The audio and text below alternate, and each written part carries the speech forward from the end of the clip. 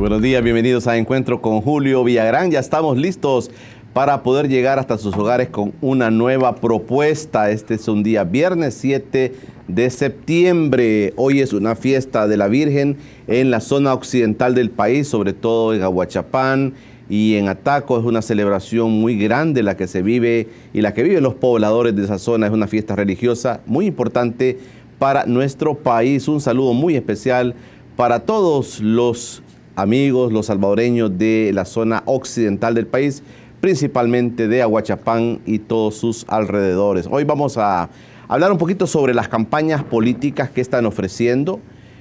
Hay una inundación ya, digamos, de una propaganda política. Los candidatos se están posicionando. Hay una campaña adelantada, sin duda hay una campaña adelantada que el Tribunal Supremo Electoral no quiere admitir, pero vamos a hablar de esas cosas hoy. Mi invitado Danilo Miranda, él es profesor de las Ciencias Políticas de la Universidad Centroamericana UCA y tiene amplia experiencia sobre estos temas particulares de la política nacional y con él vamos a hablar un poquito sobre esto de las campañas. Gracias, Danilo, por venir con nosotros. Oh, gracias a ti, Julio, por la invitación. Es un placer, un honor. Un saludo cordial a la teleaudiencia. Esta mañana vamos a reflexionar sobre la cuestión pública y la coyuntura política. Y me alegra mucho porque hay tanto que hablar sobre ello. Hoy mismo la UCA está reflexionando sobre estos temas con un evento que tienen ustedes. Sí, claro. Estamos desarrollando el 39º Foro de la Realidad Sociopolítica, Segundo Monte. Es un evento que tenemos muchos años de desarrollar y ahora hemos tenido una semana de actividades con presentaciones de libros, discusiones metodológicas, reflexiones sobre la obra de Segundo Montes y una lectura desde la actualidad. Y hoy cerramos, están cordialmente invitados, invitadas en el Auditorio Segundo Montes a las 5 de la tarde. Tendremos un análisis sobre la coyuntura electoral, así que seguramente van a salir temas de los cuales vamos a platicar ahora. Hablaremos ahora. Perfecto, Danilo, gracias por venir con nosotros. Esa es la propuesta que tenemos para todos en casa. Si usted quiere decirle a un pariente fuera del país dónde puede encontrar nuestra señal en vivo y en directo, nuestro streaming, tvx.com/sb, y también puede encontrarnos a través de la señal de Facebook Live. Estamos también en vivo, en directo, llegando hasta todos sus hogares. Ya regresamos. Estamos de regreso en Encuentro con Julio Villagrán. Platicaremos con Danilo Miranda, el del Departamento de Ciencias Políticas de la UCA. Ya está conmigo el colatino con un título y una entrevista, más bien una nota periodística sobre el caso Romero. Dicen, confirman como autor del magnicidio de Romero a Roberto Dabuizón. Este es un poco el texto que trae el colatino y dentro trae la nota sobre lo que el padre Juan Vicente Chopán hablaba con nosotros acá en Encuentro el día miércoles. Estuvo por acá el padre Chopán hablando sobre el tema de Romero y el diario Colatino pues hoy recoge esas impresiones de esa entrevista que tuvimos hace algunos días. Quiero también contarles que nuestro invitado de esta mañana, Danilo Miranda, también ha publicado algunas cosas interesantes. En el 2014 publicó el involucramiento de los militares en tareas de seguridad, el impacto social y político en el corto y mediano plazo. También ha escrito sobre un sistema de protección social universal en El Salvador y también el proceso de formulación de la política de turismo en El Salvador. Hay varias publicaciones tuyas, Danilo, que están también publicadas en la web de la UCA. Pero vamos a platicar de política y la UCA está ahorita también en su evento interno hablando sobre estos temas. Hay una cantidad ya, digamos, de propaganda política metida. Nos quieren hacer ver que no estamos en la campaña, oficialmente no lo estamos, pero como que cada año y cada elección, Danilo, nos vamos anticipando los tiempos. Decía el doctor Héctor Dadiresi que Carlos Callejas tiene 4 años de andar en campaña. Pero comencemos a hablar de esto. ¿Cómo estás viendo tú el panorama en una primera instancia, Danilo? Bueno, ¿por dónde empezar? ¿Por dónde empezar? Ahí, político. Sí, sí. Resulta que estamos pasando tiempos difíciles, Julio. El sistema político de nuestro país hace parte de un viejo orden y una una especie de maquinaria de saqueo, de explotación, de miseria, de violencia, y con un descrédito que también es evidente en estos días, una desesperanza, un hartazgo. Bueno, los casos de corrupción que se han revelado en los últimos tiempos, aunque eran secretos a voces y era algo que todo el mundo sabe, parece que cuando hay mucho, a pesar de que la verdad jurídica es difícil de creer en El Salvador, dado el sistema del derecho a quien sirve, parece que cuando hay verdad jurídica, como que la gente tiende a creer más, a lo mejor algo de legitimidad tiene todo esto. Y entonces los casos de corrupción que han revelado todo el modus operandi con el cual han saqueado el Estado en la clase política, además está al servicio de las clases dominantes, las clases económicas dominantes, uno se queda asombrado, triste, indignado, defraudado, porque al servicio de quién está el Estado, no al servicio del bien común, sino que al servicio de unos cuantos intereses particulares, predominantemente relacionados con la hegemonía socioeconómica de algunas familias oligárquicas tradicionales, transnacionales, altos funcionarios en general, que han vivido de la depredación de toda la sociedad, que con su trabajo produce la riqueza día a día, pero esa riqueza queda concentrada en pocas manos, se la llevan a los paraísos fiscales, usan la banca nacional para lavar el dinero de los actos de corrupción.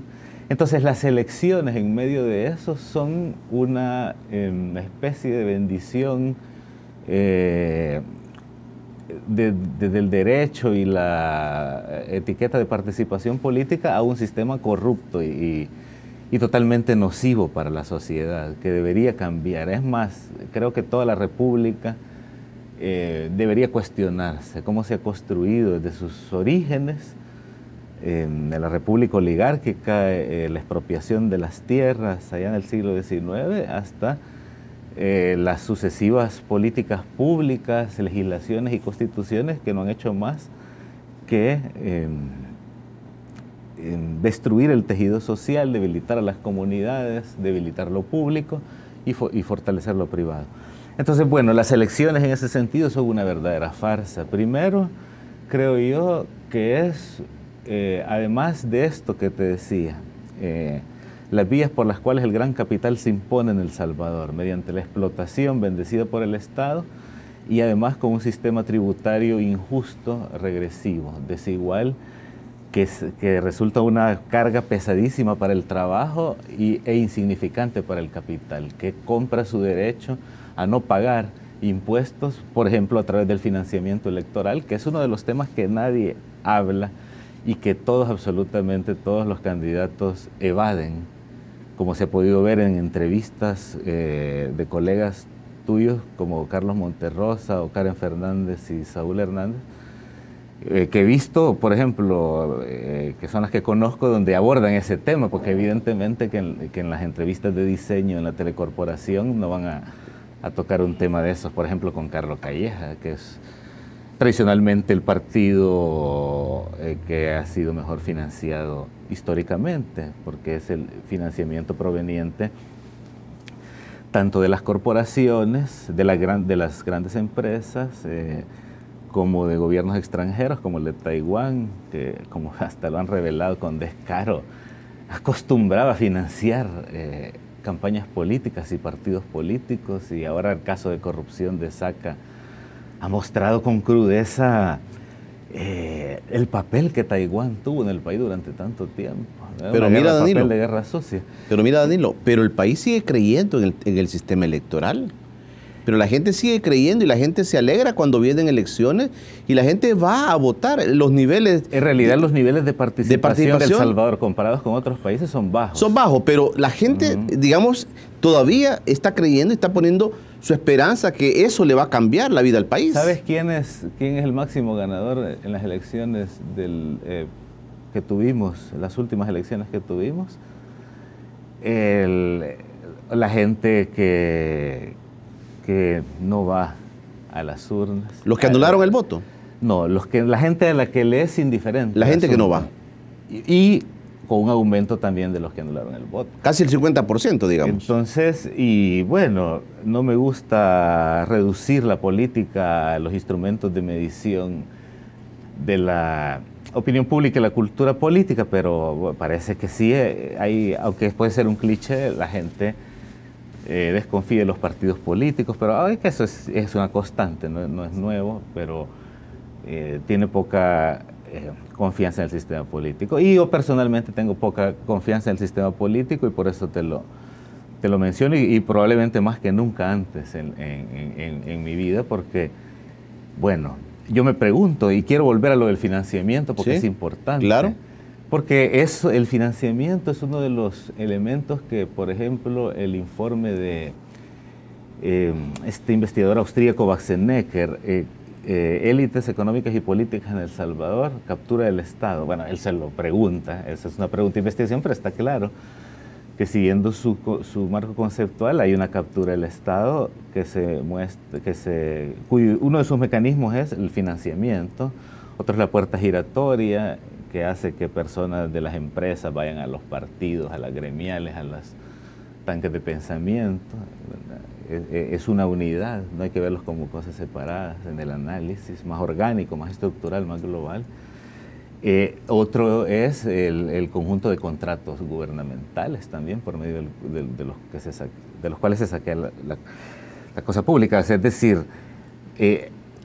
nos dicen que vivimos en una democracia, pero el concepto dominante de democracia se reduce a ir a ejercer el sufragio. Es el concepto mínimo de democracia. Nadie toma en cuenta, o al menos la academia dominante y la discusión política dominante no consideran otros mecanismos de participación, ni tampoco y la igualdad socioeconómica.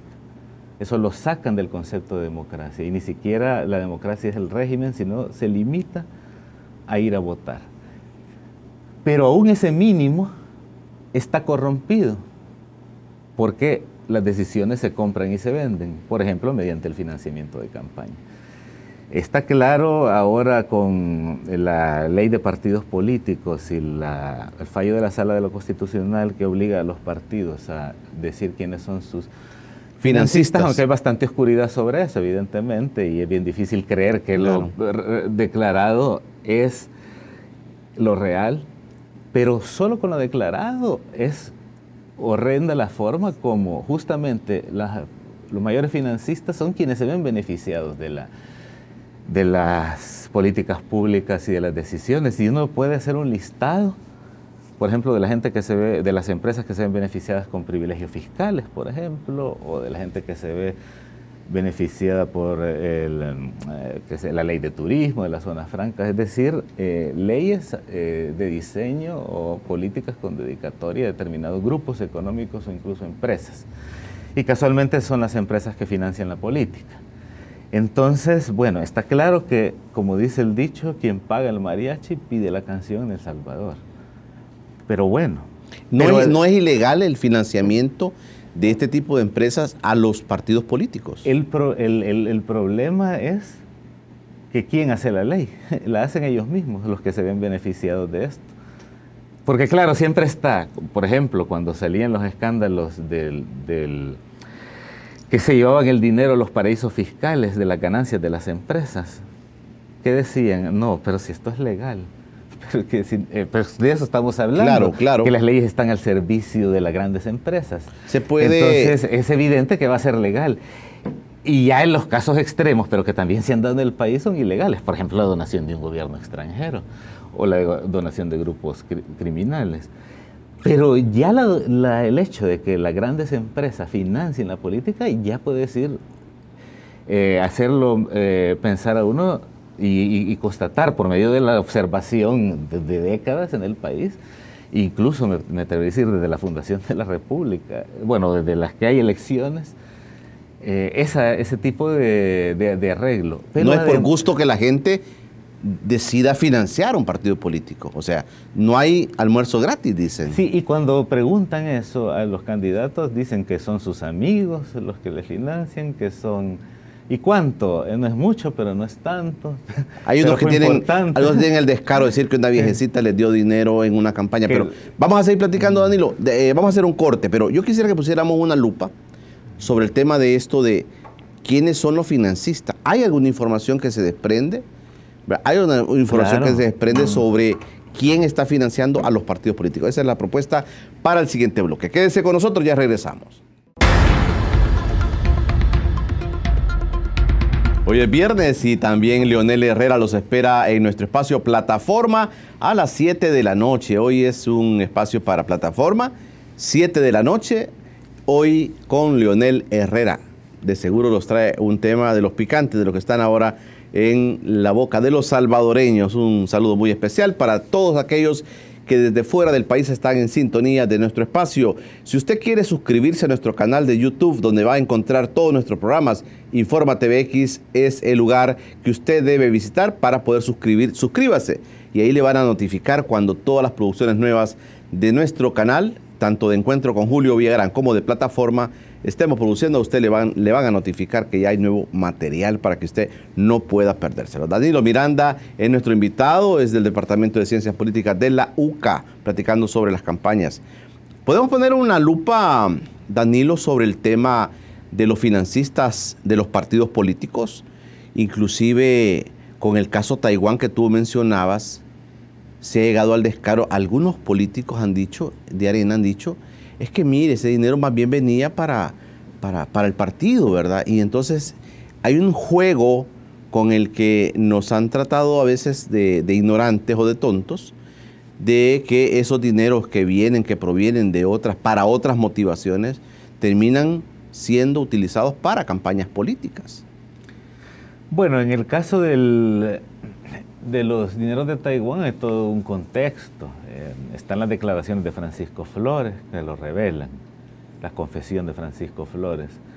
Pero además el presidente taiwanés que estuvo procesado por corrupción, no sé si al final condenado por corrupción, y casualmente todos los presidentes contemporáneos de Centroamérica con los que interactuó también resultaron procesados por corrupción. Mireya Moscoso, Alfonso Portillo, Francisco Flores. Es una red de corrupción. Todo el mundo sabe que Taiwán solía utilizar la diplomacia de la chequera para tener la lealtad del voto de una veintena de países en el concierto internacional. Pero a menudo no solo con la cooperación oficial, que recibieron alegremente todos los gobiernos hasta el actual, sino también la diplomacia y la chequera más subrepticia, ¿verdad? Que es un componente de las campañas que siempre uno se pregunta cuánto puede ser. Aquí hay una organización que salió en el caso de Flores, que es el Instituto Rodríguez Port. Yo no sé por qué nadie lo menciona en relación al caso Saca, porque no se ha investigado ese instituto, si existe realmente, es un instituto fantasma, una gran lavadora de dinero. Decía Marco Rodríguez que nunca realizaron ningún estudio ese Instituto Rodríguez Port. Parece que en las elecciones, creo que las del 2014, estaba entre los mayores financistas, que no sé si por unos 12 millones de dólares, eso está en internet, creo que lo publicó la Secretaría de Transparencia. Me parece que el Tribunal Supremo Electoral recibió también esa información de acuerdo a la ley. Entonces ese es un caso. Hay pruebas de que otros gobiernos hayan financiado las campañas. No recuerdo yo que haya evidencia, pero es posible y es más, no lo descartaría y lo sospecharía, incluso como politólogo además que soy, lo daría por cierto y solo estaría esperando a tener la evidencia para poderlo decir abiertamente. Pero el caso de Taiwán parece muy claro porque hay todo un contexto que sostiene esta argumentación. Y luego también las grandes empresas, los grandes financistas, Poma o por ejemplo Calleja, la Constancia aparece financiando a todos los partidos, al FMLN, Arena. El PCN también ha recibido dinero creo que de los azucareros también, están señalados en el informe de Baxenecker como uno de los grandes intereses económicos en El Salvador y muy ligados a la candidatura de Calleja, agroindustriales también, y financistas tradicionales, banqueros e incluso empresas transnacionales. Pero además los mecanismos de financiamiento no se agotan en las elecciones, sino en el financiamiento de gremiales, en el financiamiento de fundaciones afines y de medios de comunicación para hacer una especie de orquesta, una maquinaria que actúa de consumo para lograr determinados objetivos. En el caso de los medios de comunicación, las grandes corporaciones negocian con los partidos políticos también pautas. Lo que sucede es que las elecciones son un gran negocio para los medios de comunicación, especialmente para los que reciben la mayor parte de pauta, pero no solo en las elecciones, sino también a lo largo de todo el periodo gubernamental. ¿Quiénes son los mayores contratistas de las comunicaciones gubernamentales? Pues los grandes medios de comunicación, las grandes corporaciones que pertenecen a los mismos grupos históricamente hegemónicos. Lo curioso es que a pesar de esa maquinaria, pues tampoco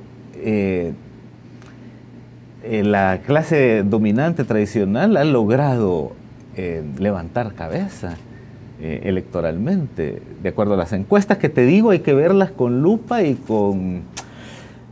Bueno, porque es que a veces como que las encuestas dijeran la verdad. Las encuestas son una fotografía de un momento y mediadas por todo un instrumental metodológico y todo que también puede discutirse, etcétera. Y son además un insumo para entender la realidad, pero no es lo único. Pero tampoco es que, o sea, a pesar de los millones de dólares, porque se gastan millones de dólares en las campañas, eso es un gasto en saco roto. Me parece que eso es terrible, que se haya reducido toda la política a una cuestión de mercado político, la compraventa de decisiones y el financiamiento de las campañas, que es espantoso. Por eso cuando le preguntan a los candidatos no lo dicen. Por ejemplo, Carlos Monterrosa le preguntó a Calleja que cuánto había gastado en la pre-campaña. Salió con una respuesta muy vaga. Lo mismo salió ahí unas emisiones de estos dos periodistas que te mencionaba, Karen y Saúl, que preguntaban a cada uno de los candidatos en las elecciones anteriores y nadie decía nada. Siempre responden con vaguedades. ¿Por qué alguien responde con vaguedad cuando le pregunta por el financiamiento? Porque hay algo oscuro ahí, hay opacidad, ¿verdad? Y yo me debo a la población, dicen. Sí, parece un chiste de mal gusto. Si te está financiando una corporación y determinados intereses, está claro que ya no te debes a la población. ¿Hay algún indicio, Danilo, que a los políticos, a las campañas políticas, la financia el narcotráfico? Bueno, nunca haber un indicio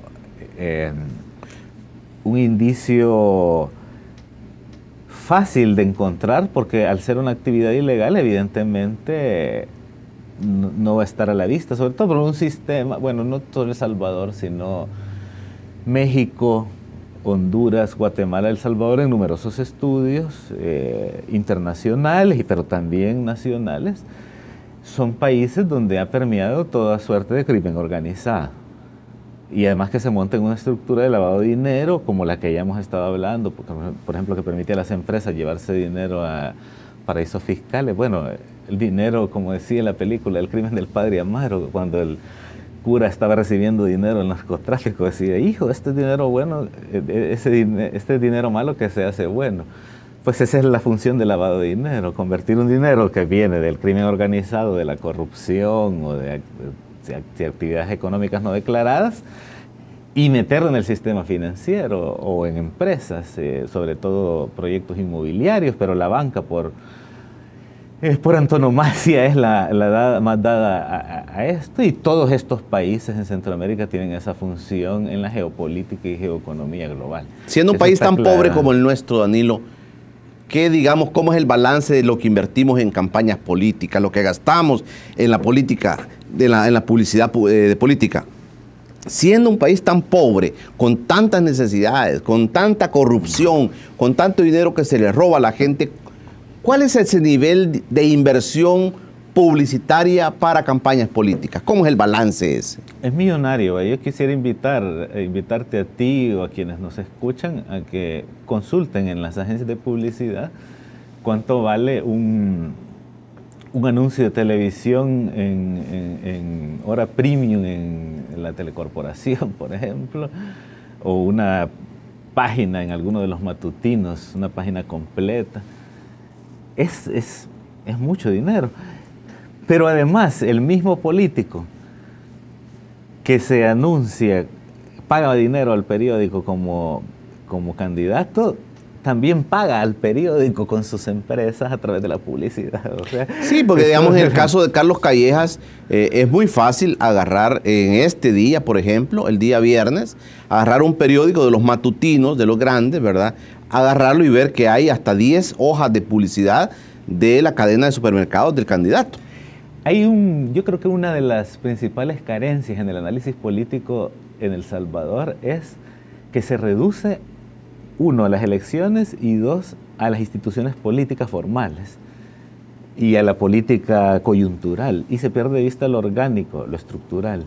En El Salvador, el ejercicio de la hegemonía siempre está acompañada de una especie de conjunto de espacios de dominación. La dominación política, la dominación socioeconómica, la dominación militar, pero también la dominación intelectual, ideológica y mediática, la dimensión de la cultura. Porque el poder, es tema de la teoría política de tiempos inmemorables. El poder no se puede ejercer solo mediante la violencia, se necesita convencer a aquellos que van a ser subordinados al poder. Por eso, hasta las peores dictaduras siempre han encontrado formas de convencer, de legitimarse. Y entonces, cualquier país, cualquier sistema de dominación va a buscar mecanismos, unos más sutiles, evidentemente, desde el sistema educativo o religioso o los medios de comunicación, y a veces de manera más burda, pero los más efectivos ideológicamente son los sutiles. Entonces, históricamente en el país los medios de comunicación han estado muy ceñidos a la clase dominante, y tal vez algunos otros grupos secundarios, porque es importante capturar la conciencia colectiva sobre determinadas decisiones, aunque sean negativas.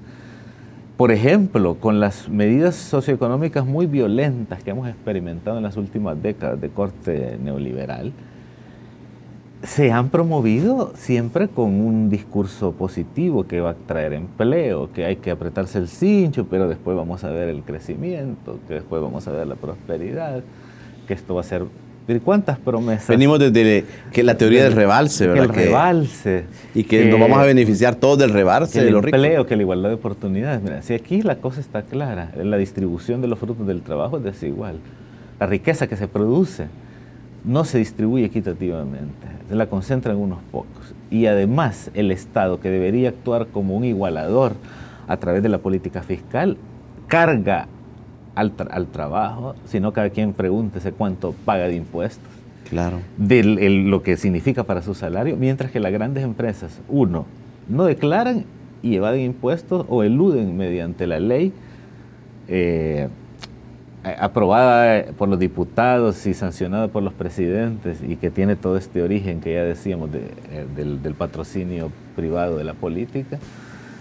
Excepciones fiscales, laxas legislaciones laborales y medioambientales, es decir, son gobiernos que han servido a los intereses del gran capital, pero que el trabajo está sumamente minusvalorado, y las condiciones de la gente están cada vez peores, y basta ver la crisis actual en El Salvador, de desplazados, de violencia feminicida, homicida, de que todo el flujo de salvadoreños que van a Estados Unidos, y además la crisis de la xenofobia de Trump, que además está deportando muchas personas, y toda la crisis humanitaria en México. O sea, estamos en un nivel, parece como la antesala a un gran estallido social, a una gran explosión social. El país, toda Centroamérica, el Triángulo Norte de Centroamérica está en una crisis profunda de descrédito de la política, pero también de depredación y extractivismo in extremis de diversos capitales. Ya no podemos hablar tal vez de la oligarquía tradicional como en la época del café, pero sí de clases dominantes, privilegiadas, que se aprovechan del Estado para enriquecerse de maneras lícitas e ilícitas a costillas de la población. Sí. Y eso me parece que en medio de todo eso, las elecciones son algo como un distractor, claro, o como algo que nada más va a legitimar y a bendecir un orden socioeconómico injusto y violento en El Salvador. Mira, yo quiero que para el próximo bloque, han pasado 30 años de los últimos gobiernos, desde el gobierno de Cristiani a la fecha, 30 años, y la gente en las últimas elecciones casi que votó al FMLN y Arena, digamos, los apartó, dijo no quiero mucho saber de esto. Las elecciones presentaron niveles de abstencionismo muy fuertes, hubo un rechazo inclusive al FMLN, los votantes también no van a votar por ellos y hay un descalabro, digamos, en el partido en ese momento de elecciones. Pero al final la gente dice, bueno, ¿30 años de qué? ¿Qué ha pasado en 30 años? Pero los mismos partidos políticos que están en campaña ahora, el FMLN y Arena, y hoy se suma, gana con nuevas ideas, pero la gente dice, ¿cuál debe ser la propuesta que estos partidos van a lanzar después de lo que tú estás ilustrando de 30 años, donde se ha visto realmente fracasos de políticas económicas, sociales, donde la gente ha mostrado ese hartazgo del que tú hablaste? Quiero que ilustremos un poquito, Danilo, el siguiente bloque. ¿Cuál es el reto para los partidos políticos? Si ha pasado todo esto en 30 años, ¿cuál es el reto para convencernos de que pueden ser una buena opción para estos tiempos futuros políticamente? Esa va a ser la propuesta cuando regresemos. Usted puede seguir nuestra señal en streaming tvx.com.sb para recibir nuestra señal en vivo. Hoy en la noche, viernes, Leonel Herrera los espera en plataforma 7 de la noche. Opiniones interesantes lunes, martes, miércoles y viernes. Plataforma, un espacio, una producción original de TVX para todos ustedes. Platicamos con Danilo Miranda, politólogo de la UCA. Danilo, pero pasan 30 años, la gente muestra de alguna forma el escepticismo, el hartazgo que tú estás hablando, muestra su rechazo a los partidos tradicionales, a los políticos tradicionales, pero ¿cómo se manifiesta esto? Los partidos también, por un lado, ¿cómo manifiestan ellos este problema? Pero por otro lado, ¿qué oferta los partidos políticos tradicionales y los nuevos partidos tienen que vendernos a nosotros como para creer que lo que viene realmente va a ser algo diferente? En El Salvador, los viejos partidos y los nuevos partidos son igual, son viejos, son, como dicen, no se puede poner vino nuevo en odres viejos. Y fíjate, es interesante la propaganda, el mensaje, el marketing político, lo nuevo, ¿no? Nuevas ideas, nuevos tiempos. Calleja también se vende como algo nuevo, apolítico, etc. Nunca perteneció a un partido político, ajá, dicen. Nunca ha estado, digamos, ligado a cosas de partido político. Lo presentan así también. Pero al examinar todo el aparato de lo que estamos hablando, porque claro, no estamos haciendo el análisis simple de agarrar el candidato, sino estamos haciendo el análisis orgánico. Entonces, ¿qué intereses representan y a qué maquinarias económicas, políticas pertenecen? Y entonces es lo viejo que se pinta de nuevo para ganar el favor electoral. No es que sea algo nuevo, nada es o sea, no hay oferta electoral nueva. Todos los nuevos partidos son viejos. Políticas de viejo cuño. Es que aquí en El Salvador hay que decidir de manera radical los problemas del Salvador y la raíz de los problemas. No se puede seguir poniendo el repello nada más en El Salvador. Y la oferta electoral se ha trivializado tanto la política en El Salvador que hemos tenido un bajo nivel de discusión política. Todo se reduce a eslogan, a sonrisas en las redes sociales, a la típica foto trillada, abrazando, cargando un niño, abrazando o la foto de Calleja ayer montado en una lancha. o montado en una lancha, montado en un caballo, es decir, burda.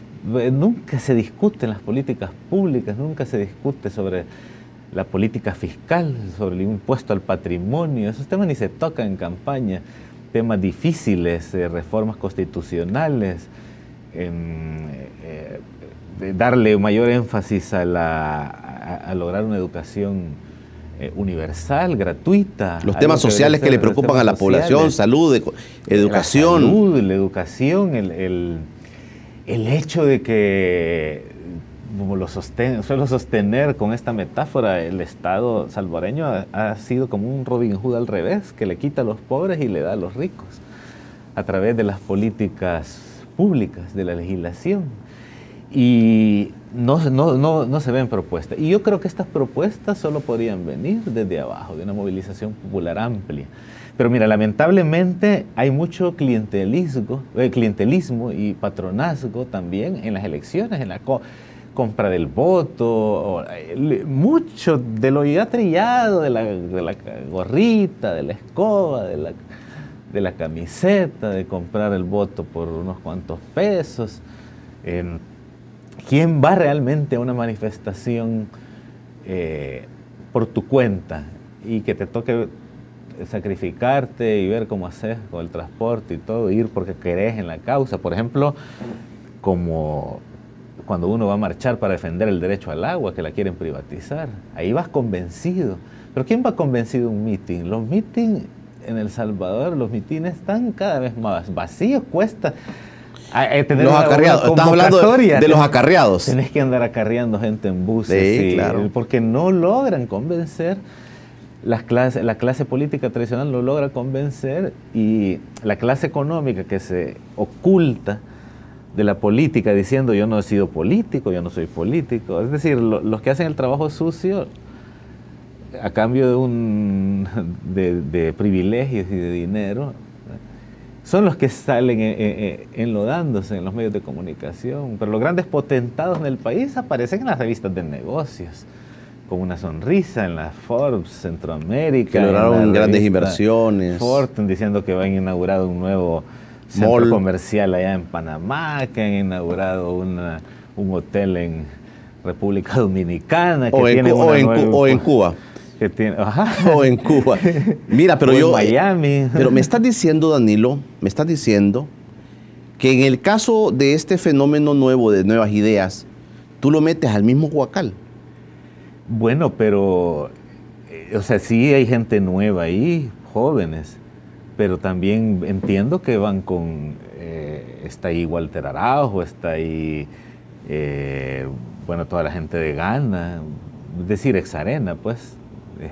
Pero digamos el fenómeno nuevas ideas, ¿no te parece como una expresión genuina de un grupo de población que está cansada de los partidos políticos tradicionales? Evidentemente, el movimiento se ha alimentado del descontento, eso es obvio.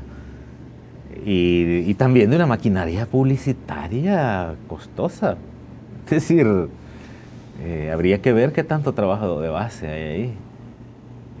Y qué tanto trabajo mediático de redes. Y esa es una pregunta también genuina, académica, incluso. ¿Qué tanto peso tienen hoy las redes sociales y los nuevos mecanismos de comunicación en la política? Habría que esperar las elecciones. Pero yo quería centrarme en esto. Mira, Dagoberto Gutiérrez en nuestro espacio de plataforma planteaba la siguiente tesis. Él planteaba esta tesis. Decía, hay tres cosas que son diferentes. Una es el movimiento Nuevas Ideas, otra es el partido Nuevas Ideas y sus alianzas, y otra es la figura del candidato Nayib Bukele.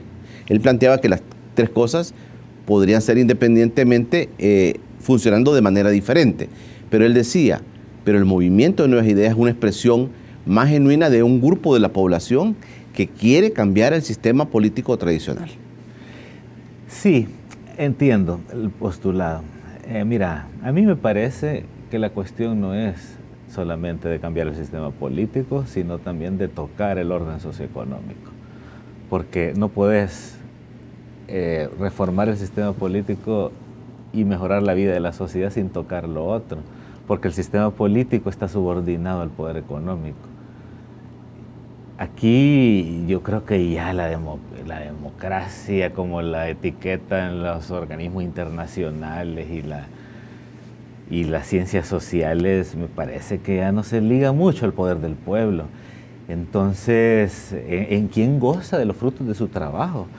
Los salvadoreños y las salvadoreñas mantienen este país con el sudor de su frente y con su trabajo en Estados Unidos después de que han salido escapando de las condiciones de violencia y exclusión en El Salvador. Y que eso no se puede ver reflejado, por ejemplo, todos los impuestos que le quitan a la gente, en un buen sistema público de salud, en educación gratuita y de calidad universal, en un sistema de pensiones. A ver, gana Arena, el FMLN, todos votaron por la última reforma de pensiones a favor de las AFPs y en contra de la población. Después de esa reforma se siguió quedando sin cobertura previsional. Más del 70% de la población fue excluida de esa reforma, y a quienes tienen esa cobertura y están siendo robados descaradamente por las AFP, ahora van a estar o ya están en peores condiciones que antes de esa reforma. Y todos los partidos se pusieron de acuerdo para aprobar esa reforma, hasta lo aplaudió la Embajada de los Estados Unidos. Ese orden social tiene que caer definitivamente. Todo lo demás es una farsa, es un gran fraude colectivo que nos terminamos creyendo. Como dice Roque Dalton, la patria, esa mentira que le creía el enemigo. Entonces yo no puedo hablar bien de algo que me parece un fraude sistémico, orgánico, y que tiene en las elecciones uno de sus tantos mecanismos de dominación social. Te voy a hacer la siguiente, quiero hacer un corte, Danilo, pero te voy a proponer, a mí me invoca lo que me estás diciendo, aquella gran expresión que se hizo música de John Lennon, que decía power to the people, el poder para el pueblo, el poder para la gente. ¿Dónde está el poder del pueblo salvadoreño? ¿Dónde debe radicar? ¿En un partido político? Algunos creen que el FMLN dejó de hacer esa apuesta, algunos están creyendo así, pero ¿dónde debe radicar? Esa es la pregunta que te voy a lanzar para el siguiente bloque, el último. ¿Dónde debe estar el poder del pueblo? ¿En dónde debe radicar? ¿En un partido político? Ya regresamos. Estamos de regreso con Danilo Miranda, sociólogo de la UCA, sociólogo y politólogo de la UCA, platicando sobre estos temas de la coyuntura política. A mí me recordaste a John Lennon con ese, el poder del pueblo, ¿dónde debe radicar? En un partido político.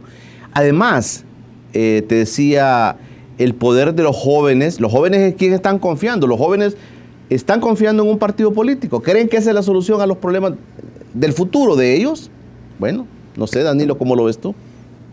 Yo creo que hay muchas formas de organizarse políticamente, no solo los partidos. Además, me parece que los partidos políticos en El Salvador han tenido una visión vertical de la política, centrada en pequeños grupos que toman decisiones que van descendiendo como una cascada hasta las bases. Y yo creo que el poder de la gente o la democracia es un poder que emana de la organización comunitaria, de la plaza pública, del espacio de encuentro, de la gente en las calles y de la movilización. Es lo único que en la historia ha provocado cambios, la organización popular, la lucha de las grandes mayorías. Te voy a poner un caso, perdón.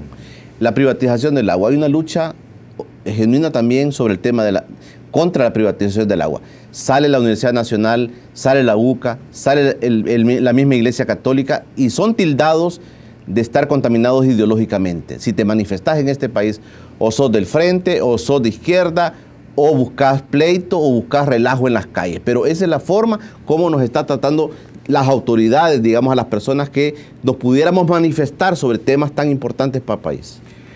Nos han quitado todo.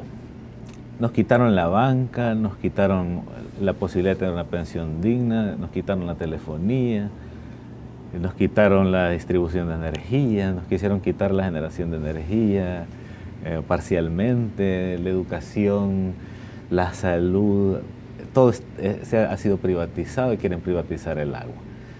Te comentaba que buscando jugar fútbol con unos amigos, en el lugar donde habíamos jugado de niños, en el espacio público, hoy tenés que pagar una cuota.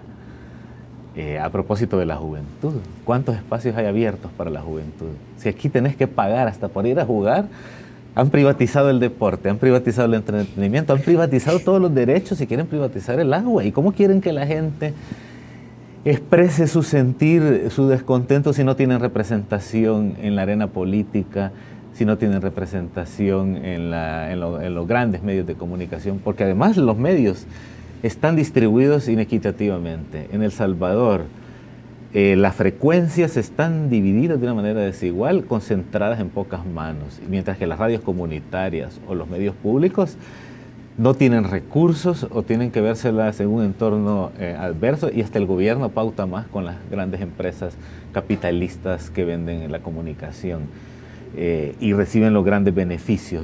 Solo saca todas las radios que tenía. Es injusto, ¿no?, que las radios comunitarias no tengan el alcance en el espectro radioeléctrico que sí tenía un presidente corrupto como Antonio Saca, con todas sus radios y todas las ganancias que venían además del Estado, es decir, de todas las personas que son extraídas de recursos por ese Estado. Esos son el tipo de injusticia, y Saca, el fundador de Gana además, y como operador político que está ligado a Gana. Es decir, los partidos que se van a enfrentar en estas elecciones son más de esos que nos han quitado la posibilidad de una pensión digna. El agua.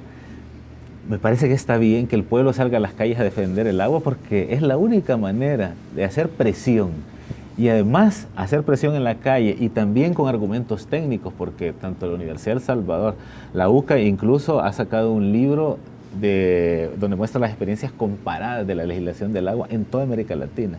Es decir, hay argumentos de fondo, y a pesar de que hay argumentos de fondo en que el agua es un bien público y tiene que ser público y garantizado por el Estado, a pesar de eso la quieren privatizar porque tienen una misión, y la misión es servir al capital, como lo han hecho siempre, aprovechando el asiento legislativo, las curules legislativas, y aprovechando los asientos en el Ejecutivo, beneficiar al gran capital. Entonces, ¿qué tiene que hacer la gente? Organizarse, luchar, ir ganando espacios en todas las esferas del poder.